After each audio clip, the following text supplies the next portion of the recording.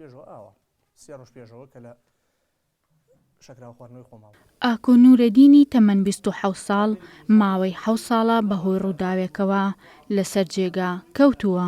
ناوی ئاکۆ نورەدین مەجیدە لە سێتەرەی عەربەت سلێمانی لەم بەرەوە تایە دەرچوو لەو بەرەوەیای لەسەری ئەو ماوەی 7 ساڵە ئاوا کەوتووە لەسەر جێگایە. ئاکۆ پێشمەرگەیەکی خۆبەخش بووە و لە کاتی گەڕانەوەی بۆ بەرەکانی جەنگ دووچاری ڕووداوێک بووە و تووشی شەلەل دەماخی کردووە. لە سێتەرەکە تایە دەرچوویای لەسەری سعات حوتی بەیانی بوو تەلەفۆنیان بۆ کردین وتیان کاکە وەرن بۆ خەسمانی شۆڕش مان بۆ خێرە وتیان برایەکتان لێوە کەوتووە. ئێتی کە چوین براکەمان ئاوا بینی جایسە ئاوا باشە لە خوا بەزیابێ.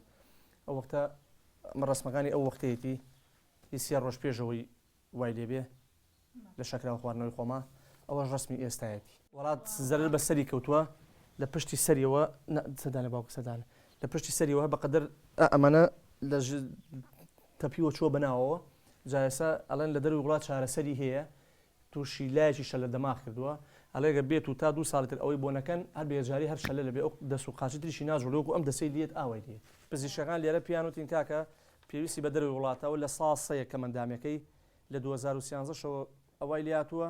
کە سوکاری ئاکۆ داوا لە خێرخوازان و لایەنە پەیوەندیدارەکان دەکەن کە هاوکاری پێشکەش بە ڕۆڵەکەیان بکەن تا بتوانن لە دەرەوەی وڵات چارەسەری بۆ ئەنجام بدەن.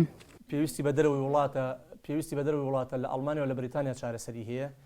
جایمەش داواکارین لە خوای گەورە و لە حیزبەکەی خۆم لە پێشایەکی نیشتمانی کوردستان دوای ئەوە کاک باڤێڵی مامجەلال و کاک شێخلاور چۆن هەموو جارە خەمخۆری خەڵک بوون و ئەمی ژێشێک لە خۆبەخشەکانی یەکێتی نیشتمانی کوردستان لە هەموو کاتی نەکانە بەخۆی و بە سیارەکەی و حاضر بۆ لە هەموو شوێنەکە داواکاری دووفی زەمان بۆ وەرگرن بۆ وڵاتانە بۆ ئەم برایەمان چارەسەرکەین هیچی ترمان نایە. دووفی زەمان بۆ وەرگرن بۆ ئەم برایم بەزەوە نەبێن بیبنە دەروی وڵات و چارەسەرێکن وەکو جاری جاران. ئەگەر چی ئاکۆ ماوەی 7 ساڵە لەسەر جێگەیە بەڵام ئومێدی بەژیان هەیە و بە جوڵاندنی دەستەکانی داوای هاوکاری دەکات تا چارەسەری بۆ بکەن. هێژین لەتیف، گەلی کوردستان، سلێمانی.